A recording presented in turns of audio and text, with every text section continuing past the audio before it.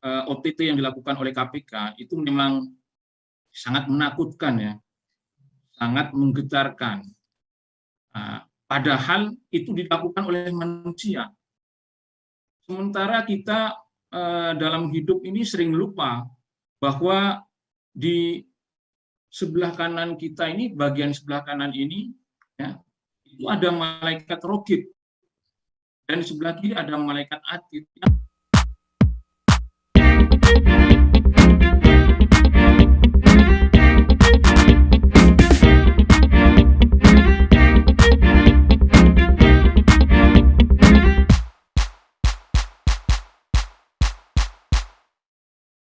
Ini luar biasa sekali, Bang Dr. Harun Ar-Rasyid ini selain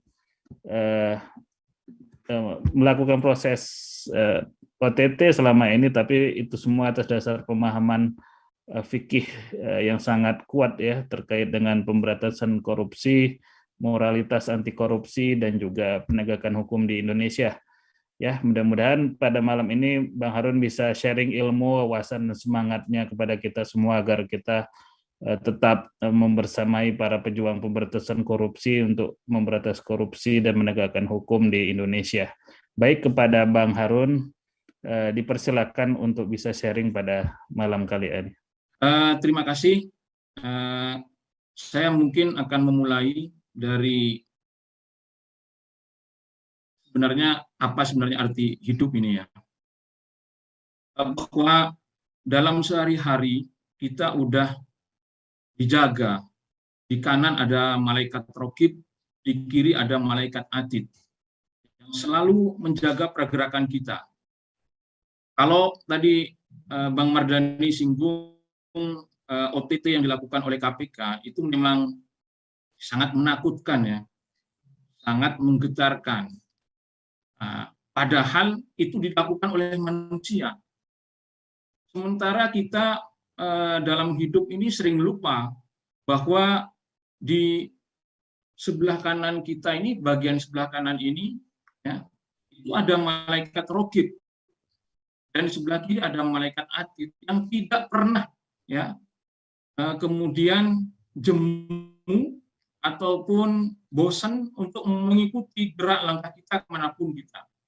Bang Mardhani perlu saya jelaskan, dalam OTT itu ketika sudah orang itu mau dibungkus ya, mau ditangkap, itu setidaknya 3 atau 2 hari orang itu sudah ditempel, Bang Mardhani. Nah, hanya saja mungkin untuk urusan ke kamar kecil aja mungkin yang dilepas oleh kawan-kawan itu. Tapi justru kamar kecil itu kan juga sebenarnya tempat untuk manusia berbuat. Nah, malaikat Atid tetap di situ, malaikat Raqib juga tetap di situ. Nah, ini yang pengawasan ini yang kemudian banyak kita lupakan. Dan terkadang kita juga tahu bahwa hidup ini bukan hanya sampai di sini, bukan hanya sampai di dunia. Sudah Bang Mardhani sampaikan, hidup ini hanya sementara untuk berbuat kebaikan. Pertanggungjawabannya adalah kelak di akhirat. Itulah yang kemudian dalam konsep beragama dikenal dengan al-ma'ad. Kepercayaan kita kepada hari akhir atau hari di mana kita akan dibangkitkan di dalam kubur. Banyak orang kemudian yang secara logika tidak percaya apakah Tuhan itu bisa membangkitkan manusia ini setelah tulang belulangnya berserakan. Apakah kemudian Tuhan akan mengalami kesulitan ya dengan banyaknya jumlah manusia di dunia ini untuk kemudian melakukan hisab terhadap setiap makhluk? Apakah Tuhan akan kesulitan? Nah, ini yang kemudian menjadikan terkadang pemahaman kita terhadap al-ma'ad, konsep al-ma'ad ini menjadi lemah. Nah, lalu yang kedua, saya akan sampaikan begini, bahwa kenapa sih kemudian orang itu harus melakukan korupsi ya, atau suap ya. Jadi suap itu termasuk dalam tindak pidana korupsi.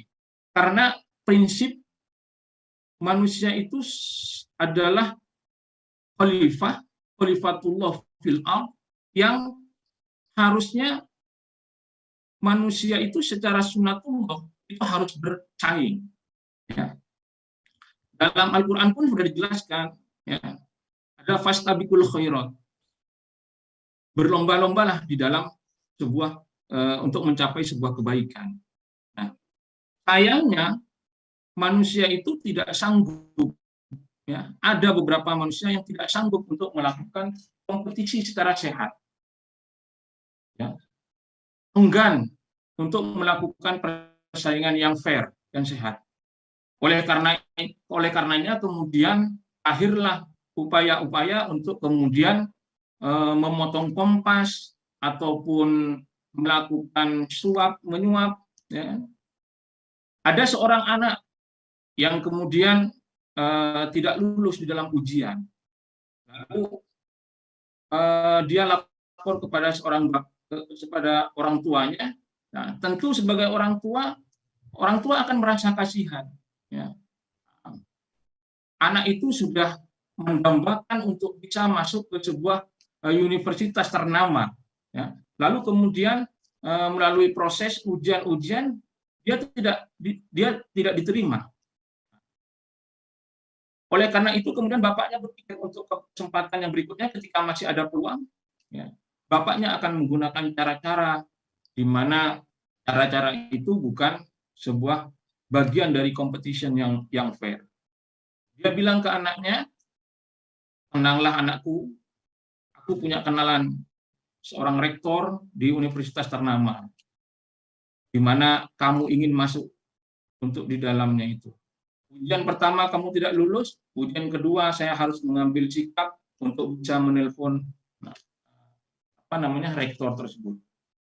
Kalau itu punya hubungan, sekarang kalau tidak punya hubungan, tidak punya koneksi dengan rektor ataupun pihak-pihak yang bisa menentukan kelulusan, maka kemudian orang tuanya akan berupaya untuk mengumpulkan uang dan akan mempengaruhi proses pengambilan keputusan itu dengan uangnya. Ada seorang juga yang kemudian sedang bersengketa di pengadilan. Lalu karena keengganannya untuk berkompetisi secara sehat, bisa dia menyampaikan bukti-bukti yang meyakinkan di pengadilan kepada seorang hakim, ya. Dia tidak kemudian punya rasa percaya diri untuk bisa memenangkan persaingannya di pengadilan, maka kemudian dia coba akan menyuap hakim. Lalu berikutnya yang cukup miris yang sering terjadi di negara ini adalah banyak orang kemudian bergelar profesor, doktor, seorang guru besar dari universitas ternama, ya. Kemampuan intelektualnya tidak perlu diragukan lagi. Tetapi ketika harus ada tuntutan untuk ikut dalam fit and proper test, ya,